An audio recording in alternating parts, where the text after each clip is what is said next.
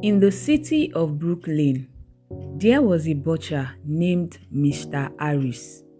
He was not like other butchers. He was fat, bowed, and always sweating. He walked shirtless most days, his belly hanging over his trousers. He smiled too much, but his eyes were cold. People trusted him because his meat was always red, fresh, and soft. Families lined up at his store every morning. Mothers said his beef cooked faster than others. Fathers said his goat meat had more taste. Children said his chicken never had bones that hurt the teeth. But nobody knew why. What they did not know was that Mr. Harris was not an ordinary butcher. In the back of his shop, behind a locked door, he kept a small black bowl filled with blood. He whispered into it every night, and strange shadows crawled out of the walls. Every slice of meat he sold was cursed. Anyone who ate it gave a piece of their soul to him. That was how his meat stayed fresh, soft, and full of taste. Anna, a 22-year-old student, lived with her mother. They had little money, so they only bought meat once in a while. One day, her mother bought beef from Mr. Harris. That night, they cooked it with rice. The food was sweet. Anna ate it with joy. But when she slept, she had a dream.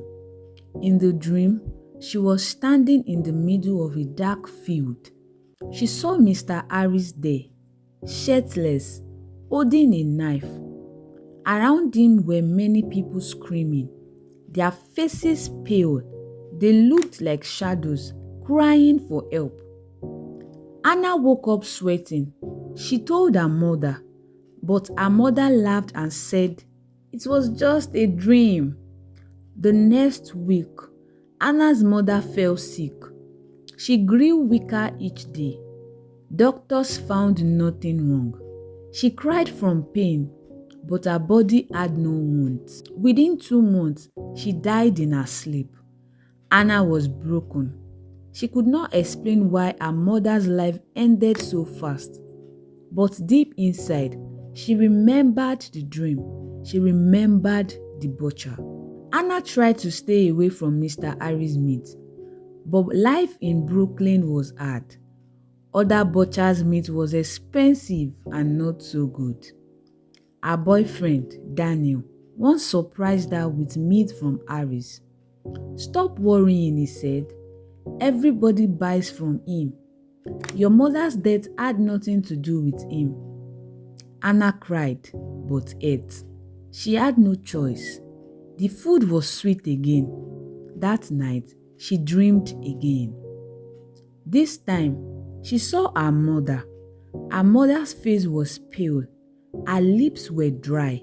She stretched her hand to Anna. Behind her stood Harris, laughing, blood dripping from his knife. Anna woke up screaming. Daniel tried to hold her, but she pushed him away. She told him the truth. The meat was cursed, but Daniel did not believe. Within weeks, Daniel started losing weight.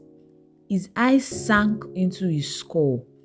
He grew angry, shouting at Anna for no reason. Then one night, he collapsed and never woke up. Anna screamed until her neighbors rushed in, but Daniel was gone. Anna decided she would no longer keep silent. She went to the market early and followed Harris when he closed the store. She watched him from a distance as he went into the back of his shop. Through a crack in the door, she saw it.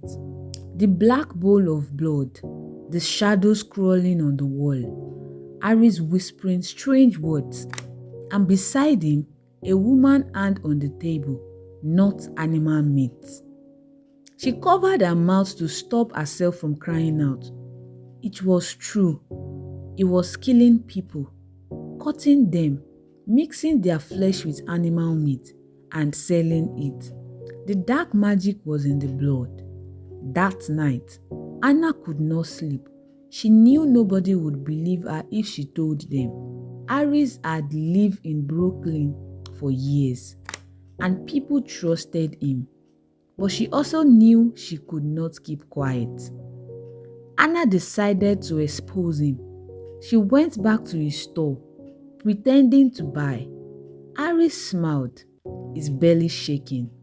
"You look thin, Anna," he said. "Eat more. My meat will make you strong." She forced a smile and left. But before going, she slipped a small camera into a bag of meat.